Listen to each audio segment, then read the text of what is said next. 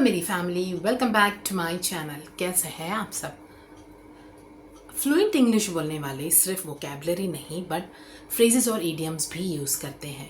Phrases और idioms का मतलब होता है वाक्यांश, मतलब शब्दों का समूह। आज मैं आपको कुछ ऐसे इडियम्स और फ्रेजेस बताऊंगी जो आपके इंग्लिश को नेक्स्ट लेवल पर ले जाएंगी।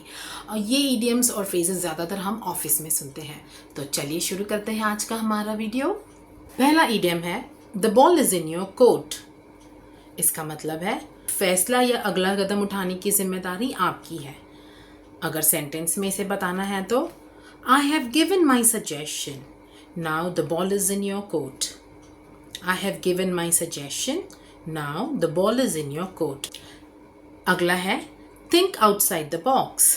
थिंक आउटसाइड द बॉक्स, इसका मतलब नए तरीके से सोचना। Sentence We need to think outside the box to solve this problem. We need to think outside the box to solve this problem. अगला है all in the same boat. All in the same boat. मतलब सभी एक जैसे समस्या का सामना कर रहे हैं। सभी एक जैसी समस्या का सामना कर रहे हैं, या कभी कभी हम बोलते हैं ना, सभी एक ही कश्ती में सवार है। इसका सेंटेंस होगा We all are in the same boat, so let's help each other. We all are in the same boat, so let's help each other. अगला है go the extra mile. Go the extra mile मतलब उम्मीद से ज़्यादा मेहनत करना। उम्मीद से ज़्यादा मेहनत करना। सेंटेंस होगा She went the extra mile to get a promotion. She went the extra mile to get a promotion. अगला होगा over the moon. Over the moon, इसका मतलब है बहुत ज़्यादा खुश होना। सेंटेंस होगा she was over the moon with her results. She was over the moon with her results. अगला है on the same page. On the same page, इसका मतलब है सबका एक ही सोच पर होना। इसका सेंटेंस होगा before starting the project let's make sure we are on the same page. Before starting the project, let's make sure we are on the same page. अगला है come back to earth. Come back to earth, इसका मतलब है हकीकत में वापस आना।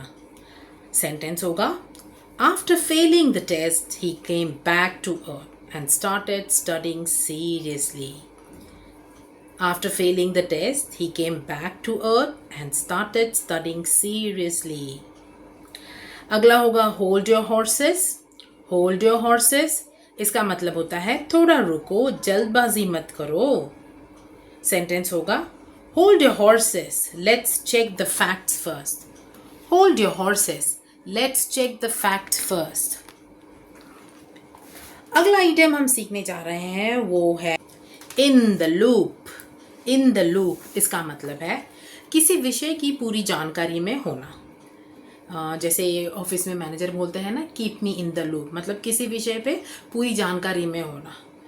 Sentence होगा please keep me in the loop about the project. Please keep me in the loop about the project. अगला है break the ice. Break the ice मतलब झिझक तोड़ना या माहौल को सहज बनाना। ये ज़्यादातर मीटिंग्स में वगैरह होता है, इसे बोलते ब्रेक द आइस। तो इसका सेंटेंस होगा He told a joke to break the ice at the meeting. He told a joke to break the ice at the meeting.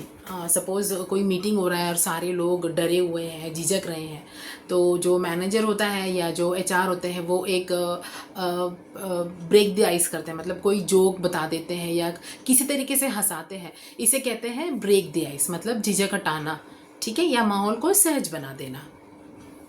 अगला जो है वो है call it a day. Call it a day मतलब आज के लिए काम बंद कर देना।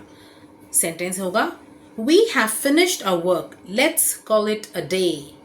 We have finished our work, let's call it a day. अगला होगा once in a blue moon. Once in a blue moon मतलब बहुत कम या कभी कभी। सेंटेंस होगा I work on special projects once in a blue moon. I work on special project once in a blue moon. अगला होगा keep an eye on. Keep an eye on, इसका मतलब है ध्यान रखना या नज़र रखना। सेंटेंस होगा Can you keep an eye on my laptop bag? Can you keep an I on my laptop bag. अगला होगा hang in their. Hang in their इसका मतलब है हिम्मत मत हारो भाई, लगे रहो, हिम्मत मत हारो। इसका सेंटेंस होगा hang in their everything will be fine. Hang in their everything will be fine या एवरीथिंग विल बी ओके। अगला वाला जो इडियम है वो है ऑन पर्पस। ऑन पर्पस मतलब जानबूझकर किया। ठीक है, सेंटेंस होगा he did it on purpose. He did it on purpose मतलब उसने वो जानबूझकर किया। He did it on purpose. तो ये था हमारा आज का वीडियो। होप सो आपको अच्छा लगा होगा। अच्छा लगे तो लाइक शेयर और सब्सक्राइब ज़रूर कीजिएगा और इडियम्स और फ्रेजेस यूज़ करते रहिएगा, क्योंकि ऑफिस में या कोई मीटिंग में या स्कूल में भी अगर आप जाते हो तो ये यूज़ काफ़ी होता है। तो कोशिश कीजिएगा कि इसमें से कुछ आप सीख लो और उसे प्रैक्टिस करना। अगर अच्छा लगे तो लाइक शेयर और सब्सक्राइब ज़रूर करना।